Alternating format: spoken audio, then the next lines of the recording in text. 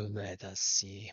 Good morning, and welcome to the Friday, February the 3rd edition of the OBX Wave Report, where we discuss all things waves, weather, climate, and beach lifestyle. But before we start, I do want to show you this beautiful sky that I captured yesterday in a local observation over at Jeanette's Pier. These subtle shades of color and light over the ocean. It just invokes or evokes, I don't know, perhaps evoke is the better word. It evokes awe, sense of connection, a sense of belonging. And in that awe, a kind of like this a sense of smallness in in the great world. Um, it reminds us of what it means to be. And on this Friday for Future, we're going to talk about some of the things that we can do in this big world, some of the ways that we can have a positive impact despite how amazing and awesome and large the forces of the world around us are. We're not going to do that in this so much in this particular session of the OBX Wave Report, where we're going to talk about some weather and some waves and maybe a few climate features, but for the most part, weather and waves for this session. But we're going to do a special report on an organization that I am very fond of later in the day. And I invite you to join with me in learning more about this organization. We're going to be promoting the Union of Concerned Scientists. And so please come back with me to a special Friday for Future edition of the OBX Wave Report, where we promote an activist scientist organization. And then we're going to get on down to the coasts for another observation. All right, so thank you for joining me again for the OBX Wave Report, where we discuss all things waves, weather, climate, and beach lifestyle, and where we advocate for coastal defense from the impacts of climate change driven by fossil fuel burning. The primary action that we can take being right now, mass deploying clean energy, particularly in the form of wind and solar, electric vehicles, and improving those technologies and the battery technologies that enable things like smart grids and moving that clean energy from place to place and getting it to where we need it. All right, so for today, I thought I would start off. I typically start off with this big satellite shot. You know what? Let's go to the satellite. I'm changing my mind. Okay, so let's start out with the big geocolor satellite so that we can. This one provided by our good friends over at NOAA, the National Oceanic and Atmospheric Administration. Hats off to the scientists and researchers and specialists that work there and provide us with so much insight into our world and its weather and its climate and how it all works together and empowers us. This is what government for the people and by the people is all about. It's about giving people power, and part of giving people power is giving people knowledge, and NOAA does that. And those who love the people and the people's empowerment and the people's ability to know more about their world and act in safe ways and informed ways, support organizations within our government of the people like NOAA, science-based organizations that give so much and that we do invest in through our tax dollars, but that we get so much more back from in the form of richness and understanding. So please join with me in supporting the scientists at NOAA and elsewhere as we go on with our OBX wave report today using so much of the good information that they provide. All right, so for today, looking at the NOAA GeoColor satellite image, we can see that there is a frontal system sweeping off the US East Coast, and it's still providing a lot of rain, producing a lot of rain, some clouds across the Outer Banks. It's tapping into some Gulf moisture, and you can see this connection here in the satellite shot. And it's also tapping into some Atlantic moisture. It's worth noting that the ocean water temperatures in the Gulf and off the North Atlantic here are warmer than normal. So that does provide some extra energy for any storms that do form. But thankfully, lately, things have not been too crazy intense. And we've had relatively mild weather here in the Outer Banks. Mild, you know, of course, with weather being a relative term, but nothing too extreme. And that's one of the things that climate change does is it loads the dice for more extreme conditions. But lately, we've been avoiding the bad rolls on the dice, so that's a good thing. All right, so this front is sweeping on through, and speaking of extremes, we do have some very cold Arctic air moving in across the upper tier of the US and down from southeastern Canada, across the Great Lakes, across parts of the Northeast. And I do want to show you some features on this satellite image that are very interesting. They're kind of telltales. It's like one of the things that I look for whenever you get like a front sweeping through to provide an indicator of how intense the air mass is behind it. And when you see, look here up in the Northeast, you see these streamers of clouds. And I'm gonna see if I can zoom in on these streamers of clouds for you guys. This is just kind of a cool feature in the satellite image. And here, look. So you see these like lines. Let's just zoom in some more. I wanna get this in vivid contrast for you guys. All right. Excuse me for jumping around the image a little bit. So you see these lines up here in the satellite shot, these like almost like straight lines in the clouds. That's a telltale of a an air mass of different temperature, typically cold, moving over an air mass of warmer or moving into, yeah, and over in part, just plowing through an air mass where the temperatures and base conditions are typically warmer. And often these lines are more pronounced over the ocean. And what's happening here is that you've got this cold air mass moving in, and it's encountering some warmer air at the surface, particularly over the ocean, and some water vapor associated with that warmer air. And when that cold air slams into that warmer air, you get this condensation in the form of water droplets that form these streamers of clouds that are picked up by the wind and blown out. And if you've seen like a streamer on a pole that is like blown by the wind, that's a lot like what's happening in the atmosphere, except for the streamer instead is water vapor condensing into cloud. And so you see these lines, it can be an indicator that, man, there's some cold air moving in. And that's what's happening across the Northeast. And here in the Outer Banks, we're going to get some of that cold air too. But up in the Northeast, it's going to be pretty crazy.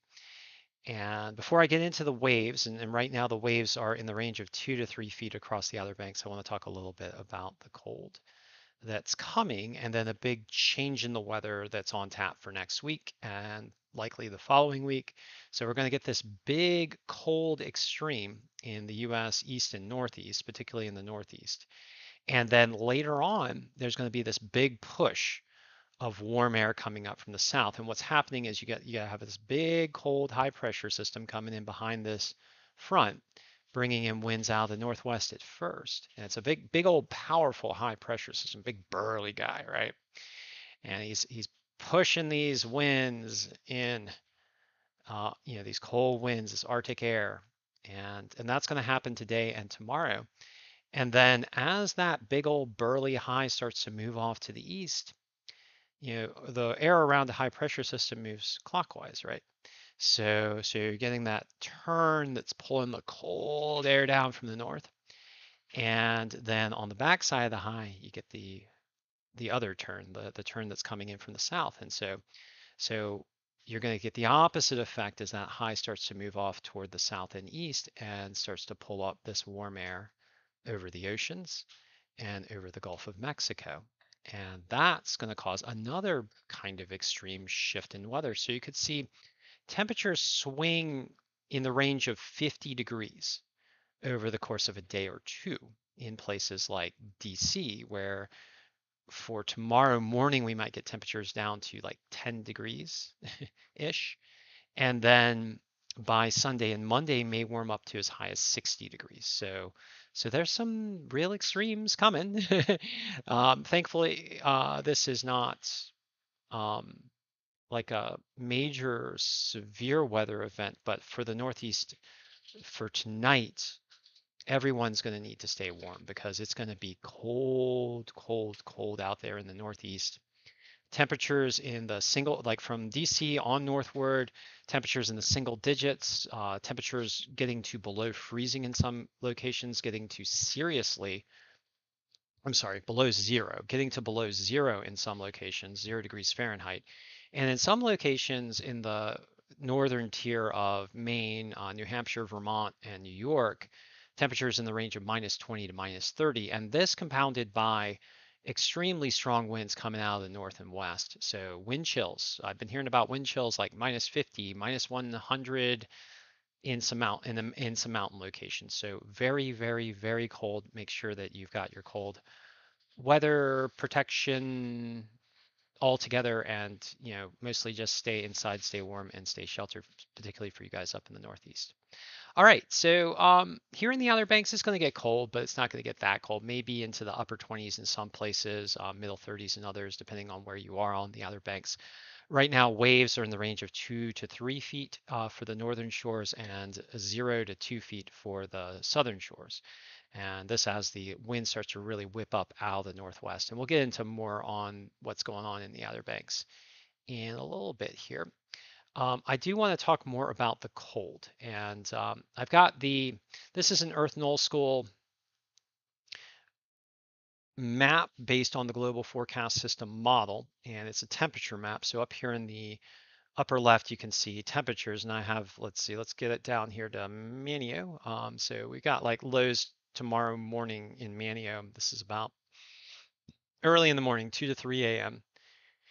in the range of the lower 30s, and then down to the coast a little bit warmer, but not much. And then that leading edge of cold just sinking on down to the south here, driven by those northwest winds. And you can see that cold high pressure system centered here with that with that clockwise flow. But up here in the northeast is where like the main cold event is occurring. And I'm just going to go ahead and look at Washington, D.C. area. So temperatures looks like in the teens in the Washington, D.C. area. And then as we head on up north, starting in parts of New York and then running in through Maine, very cold temperatures in the -25 degree Fahrenheit range oh, thank you, sweetie. I just got some nice, yummy green drink, healthy. So cheers. Thank you, the fair lady, Catherine. Yummy healthies. Okay, yeah, kale, apple, and some other really good stuff in there. I think some cucumber, good stuff. But celery, yeah, there we go. So get you some natural, yummy, clean green energy. All right, for your body. All right, so like up here in the like upper portions of New York, east of Lake Erie, -25 degrees Fahrenheit. That's pretty crazy. Parts of Vermont and Maine, -30. And then as you get toward the coastline, it moderates a little bit due to the ocean influence, but still very cold in the -20s. And I just want to point out over here over parts of Canada, just north of the Great Lakes, you kind of get your core of cold in the range of about negative 35 degrees Fahrenheit. And again, in these areas where the winds are really blowing, like, I believe I heard something about Mount Washington potentially seeing a negative 100-degree Fahrenheit wind chill. You get those crazy wind chills. So it's not only going to be crazy bone-chilling cold, it's also going to be pretty windy, which is going to amplify the effect of that cold air. All right, so I'm going to zoom out because I want you to see this. I want you to see the relative perspective of where the cold air is and where the Arctic air is, and how cold this is relative to other places on the Earth. Because we do talk about climate, and this cold Arctic air that's sweeping into the US Northeast is in many ways colder than the air over the Arctic Ocean. So let's just pick the North Pole, for example. And right now, or not right now, and early in the morning tomorrow, it's predicted to be about negative 26 degrees Fahrenheit at the North Pole. And here, though, in the US Northeast, we're expected to see negative 30-degree temperatures, and in parts of Canada just north of the Great Lakes, negative 35-degree Fahrenheit readings. And so we've got temperatures that are colder thousands and thousands of miles south of the North Pole. And the North Pole we tend to think of as like, very cold, right?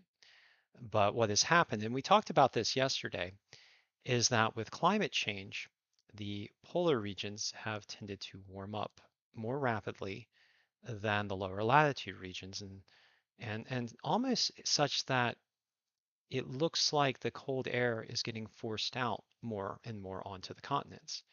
And this is a case also due to the ocean, which is basically what the North Pole is. It's a part of the ocean. It just is typically ice covered. And so we don't necessarily typically think of it as ocean, but it is. It's a whole part of the ocean system which is connected to the rest of the world ocean. And as we talked about yesterday, with record low sea ice that we now see globally, both in the Arctic and the Antarctic, which is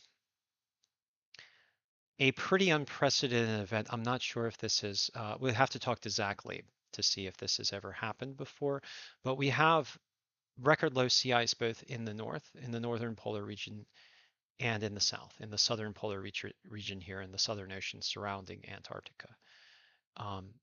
So what has happened though is that the oceans have taken in about 90% of the global heating occurring by the burning of fossil fuels.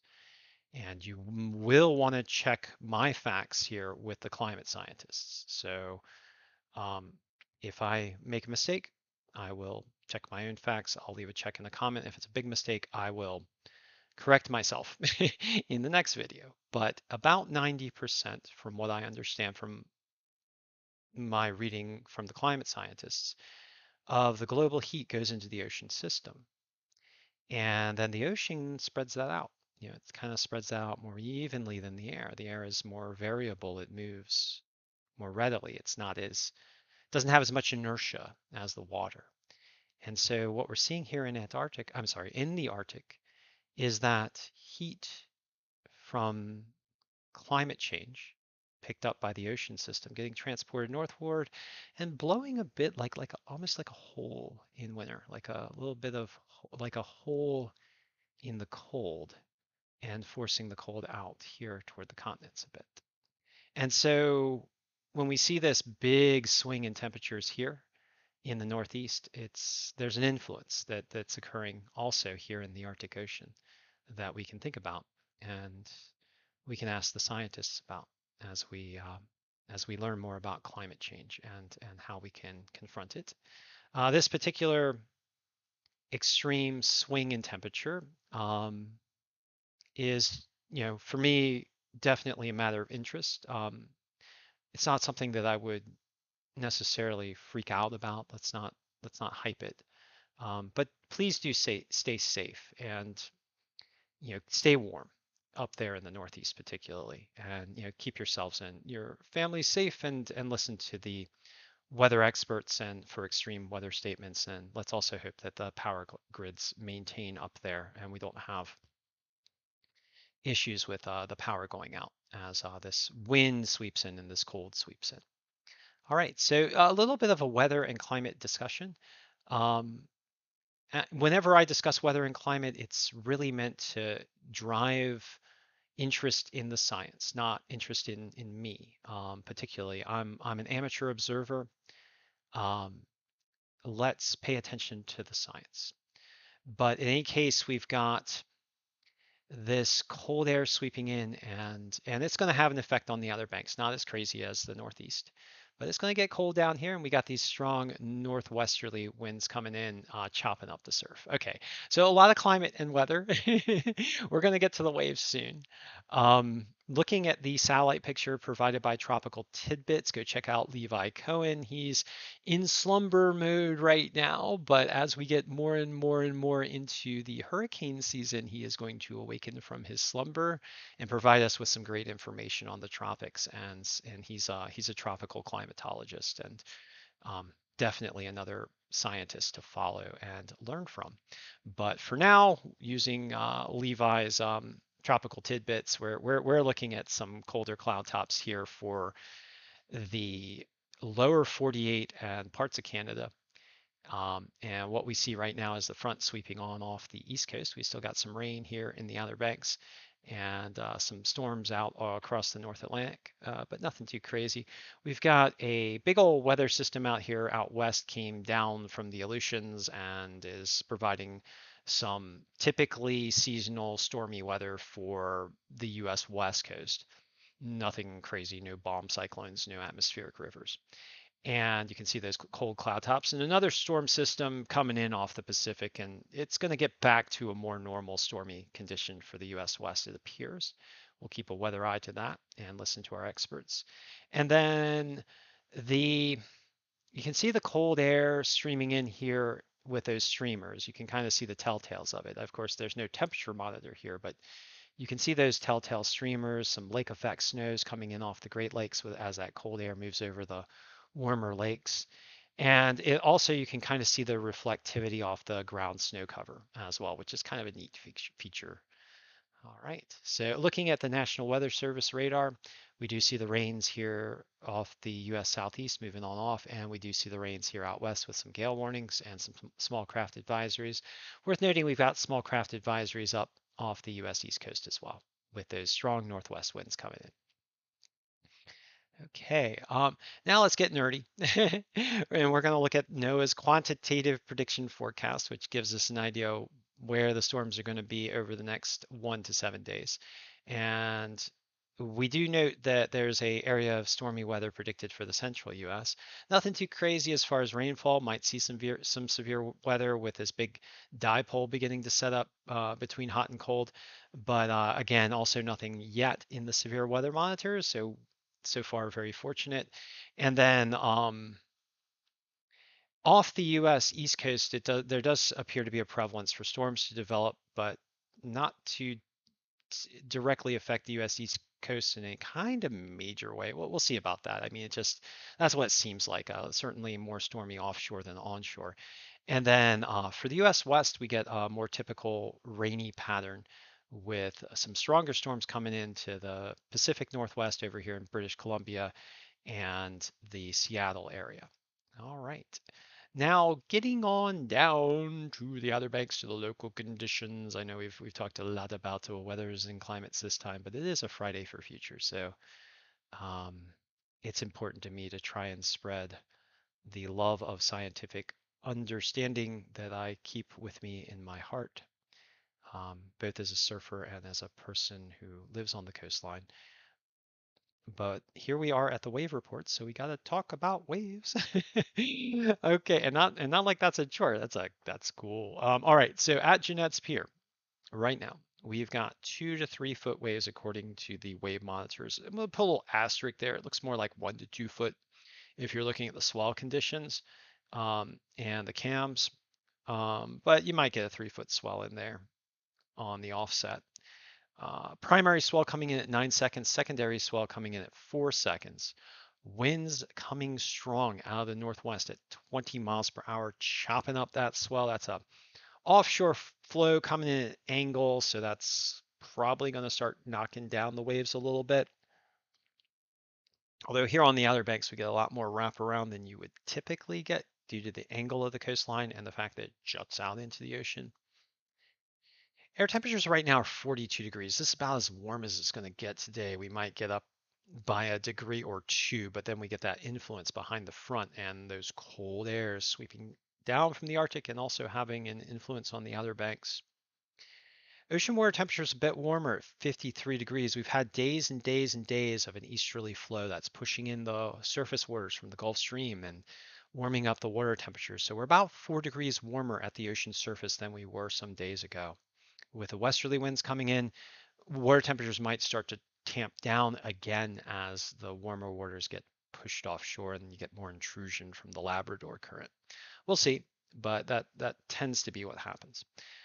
The forecast for today is clouds are expected to clear as the cold sweeps in from the northwest. The expected high today of around 44, we're very close to that. By the time we get into afternoon, those temperatures are going to start falling as that Arctic air moves in. All right. So if you do get out in the water, be prepared for cold winds. It's the water temperatures are warmer, but those winds are going to be cold, dudes. It's make sure you got your cold weather protection. It's going to be freaky with the cold, and with that choppy, sloppy surf, it might not be worth it. I don't know. Bring your grovelers and your longboards and your fishes and your hybrids. All right, getting down to Avon Pier. Avon Fishing Pier right now, the waves are in the range of 2 to 3 feet. Primary swell is coming in at 9 seconds, secondary swell at 5. Winds stiff out of the northwest, strong, 24 miles per hour. That's an offshore flow with that southeast cant to the coastline. These winds are going to continue to blow out of the northwest throughout the day. Air temperature 45 degrees. That's about where the expected high for today is. It's going to fall on down as we move throughout the day. Ocean water temperatures rather warm, about 10 degrees warmer than it was a week ago at Avon Fishing Pier. 65 degrees Fahrenheit. That easterly flow having that notable effect on the water temperatures. The water temperatures might keep you a bit warmer, but the cold winds are going to keep you colder. So it's going to be like one of those hot cold situations. Those of you who are surfers understand that. Sometimes you're in the water and you get those cold winds coming in. It's like, ooh, I just want to get down in the water to stay away from those cold winds. That's probably going to be the situation for today. All right, raining right now at Avon, at least when I last checked about half an hour ago, and this rain is expected to clear as cold sweeps in from the north, and those clouds are also going to start to clear out as we get into afternoon and evening. The expected high today again at 45. And then for our last location, we'll talk a little bit about the south-facing beaches, but for our last location, which is Buxton, we have waves also in the range of 2 to 3 feet. Worth noting that the offshore wind is driving an offshore swell, a swell that is moving offshore in the range of 3 feet. That swell is not striking the coastline, but the swell that is coming in onshore is in the range of 2 to 3 feet. And then the primary swell is coming in at 9 seconds with a secondary swell coming in at 5. Winds are out of the northwest at 20 miles per hour. Air temperature right now at Buxton at 43 degrees Fahrenheit, probably close to the high temperature that we're going to experience today as those cold winds move in with that Arctic air. Ocean water temperature 66, also much warmer than during like about a week ago when the water temperatures were around 59. So about 70 degrees warmer. I'm sorry, 7. About 7 degrees warmer, not 70. So 7, one digit, 7. 7 degrees warmer than about a week ago with that prevailing easterly flow that brought those warmer waters in from the Gulf Stream. For the weather today, the rain is expected to clear by afternoon as cold sweeps in from the cold sweeping in from the north being the prevailing theme for weather across the Outer Banks today. The expected high of 45 degrees, we're very close to that now, and temperature is going to start to fall off as we get into afternoon. I'm not going to do full observations for Billy Mitchell or Frisco, but I will say that for Billy Mitchell, waves are in the range of 2 feet. For Frisco, range of 0 to 1. It's small out there with those northwest winds blowing offshore. It's knocking down the swells. They're getting blown out pretty badly down there on the south-facing beaches, at least according to the monitors. All right, so that's our roundup of local wave conditions. Let's go back to going big, and I know we've gone big a lot today, but it's Friday for future, so that's it's a big thing. All right, let's get into our climate prediction center analysis for the next 8 to 14 days provided by the weather models and the experts. And so what we see is there's this big old dipole that looks like it's about to form with much warmer the air in the east, much warmer than normal air in the east, and colder than normal air out west, and like a boundary between the two. And when we see this kind of dipole anomaly setting up, you want to look at the boundary to see if there's going to be severe weather there. It doesn't necessarily mean that there's going to be severe weather, but there could be. And this dipole is providing an indication that that might be the case over the, once we get to the end of this week and into the next. Again, it's a longer range forecast, so we can take it with a bit of a grain of salt, but the precipitation outlook is also showing above normal potential here for the central US. And I would like to look at the severe weather potentials as well as we get into it more. Also worth noting that Western Alaska is looking at some more stormy conditions in the 8 to 14 day. Looking at the Storm Prediction Center, nothing too crazy in the outlooks. We'll just keep our monitor on that, our weather eye. And then for the global forecast system model, I'll go ahead and run this thing for you so you can see where the prevailing weather conditions are expected to form up. We got that big high sweeping on off. We've got some lows forming out across the North Atlantic. We got some storms sweeping on into the central US in the middle of the model. And this is where the prevalence for storms is expected over the 1 to 2 week time period. So that's worth noting. We're at about February 9th in the model. We're still also getting a little, some storms running in off the West Coast with also some breaks between the storms. And then running the model onto the end, we do have this continued prevalence of storms to form out west, although this one looks interesting as we get toward the end of the model for the East Coast. All right, that was a really quick roundup of the weather. I'm going to let it run through one more time so you guys can see where the prevailing weather is expected to form. Worth noting that nothing too crazy as far as extreme weather is predicted, at least from what I'm seeing as far as like the intensity of the low pressure systems. The highs are really big and intense though, so something worth noting. All right, so getting out here to the waves, I'm going to do the wave monitor for the next 5 days here. And so looking off the US East Coast near the Outer Banks, waves right now in the range of 4 feet with that swell coming in from the north. And then for tomorrow, the swell is expected to, let me make sure that's correct. Yep. The swell is expected to kick around more to the north and east. Again, as the front sweeps on off and as the high pressure starts to move. And it's worth noting that the swell tomorrow is supposed to be rather large in the range of 5 to 7 feet, maybe 5 to, yeah, it looks like 7 in the near offshore environment. So rather large wave is expected tomorrow. And then as we get on into Sunday, calming down again into the 2 to 4 foot range in the near offshore environment. And then into Monday, also looking like about 3 to 4 foot in the near offshore environment. Much calmer, much warmer, might be interesting, might be glassy on Monday. That might be a good surf day. And then into Tuesday, also looks like more like 3 to 5 feet. Still relatively calm, might be a good surf day as well. So we'll have to keep a weather eye toward the waves as we get on into Monday and Tuesday. Might be some fun surf out there. I do want to note this thing, this big old thatch of wind moving up the central North Atlantic expected by Monday and Tuesday.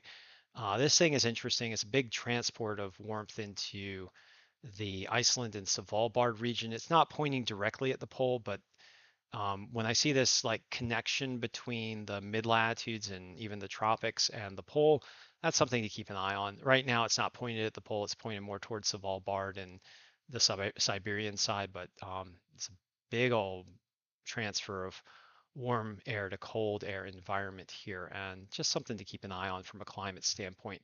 It's also worth noting, and I'm looking at the waves. I mean, but when you see the waves like this, you know there's serious wind. Significant wave heights off Iceland, the range of 30 feet. And if we get into the air, yeah, I mean, that's nuts. Let's look at the wind speeds. This is predicted. So off Iceland, looks like 66-mile-an-hour sustained winds out here off of Newfoundland, also 66, maybe close to 70-mile-an-hour sustained winds. So you got this huge fetch between storms, basically storm conditions here in the Iceland near Iceland area off of Newfoundland. So thousands of at least 2,000 miles, maybe three of fetch here running up into the Arctic, and that's something else. And you got those big waves heading on toward the ice sheet here. Significant wave heights at 18 feet on the Siberian side, and 24 feet impacting the ice here just off of Svalbard. So that's just something to note. Nothing really for surfers in that, but let's go to now and see if we get anything for Ireland.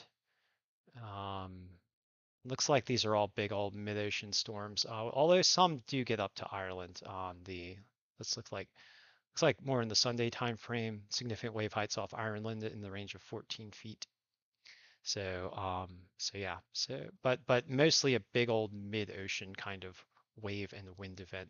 Out here in the North Pacific, stormy conditions, but doesn't look like anything too crazy. Although waves for the West Coast expected to improve, let's see, Sunday into Monday for California, with significant wave heights in the 14-foot range for the central and northern coasts, and in the 5-foot range, 5 to 6 foot range for the southern coasts in the near offshore environment. So, interesting wave conditions.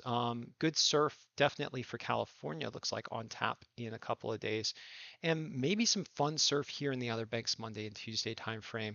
For Ireland, definitely still stormy out here in the North Atlantic, so you guys are probably going to still get some swells. Here in Portugal, swells have tamped down, although still rideable in the range of 5 to seriously rideable in the range of looks like 4 to 6 feet over the coming days. All right, so thank you for joining me for the OBX Wave Report, where we discuss all things waves, weather, climate, and beach lifestyle, and where we ask you, please, to do everything you can to help speed the clean energy transition, which is the primary human answer to global climate change. We can tamp down the impacts of climate change. Don't believe the climate change deniers.